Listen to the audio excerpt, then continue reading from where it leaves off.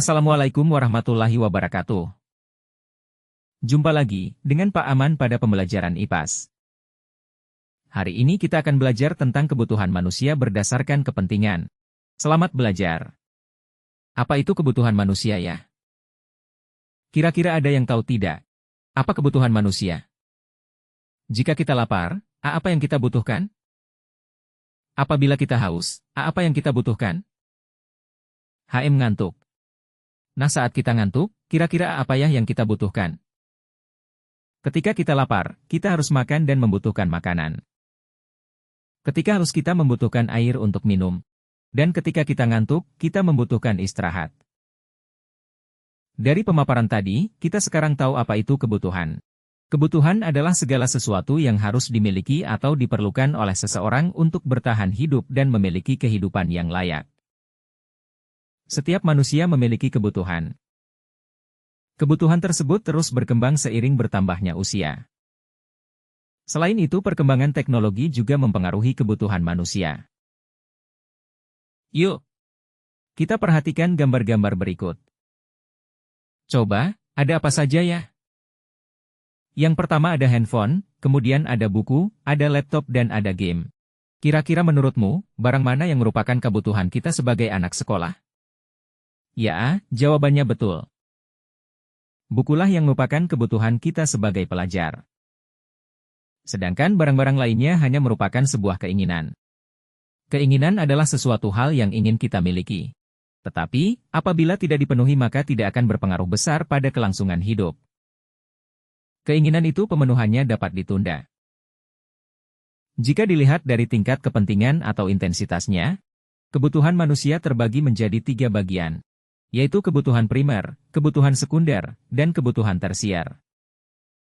Kebutuhan primer adalah kebutuhan paling mendasar dan harus dipenuhi oleh manusia. Contohnya, sandang, pakaian, pangan, makanan, dan papan, tempat tinggal.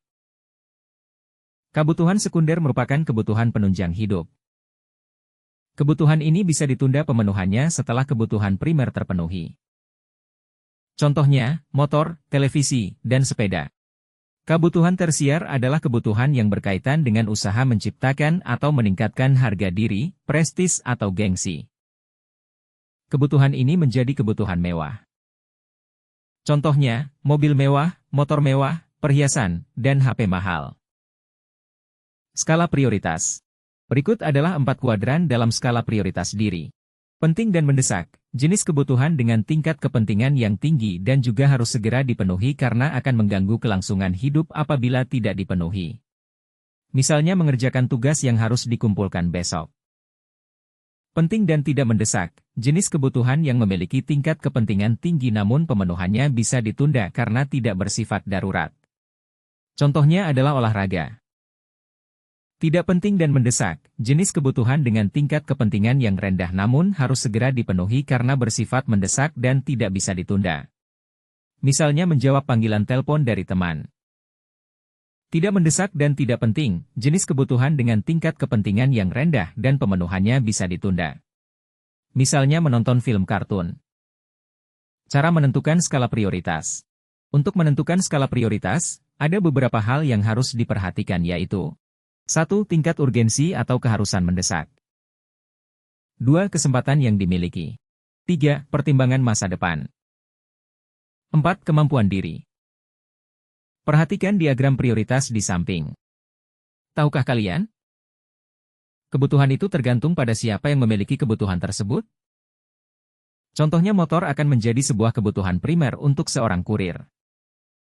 Namun, untuk orang lain bisa jadi kebutuhan tersebut menjadi kebutuhan sekunder ataupun tersier.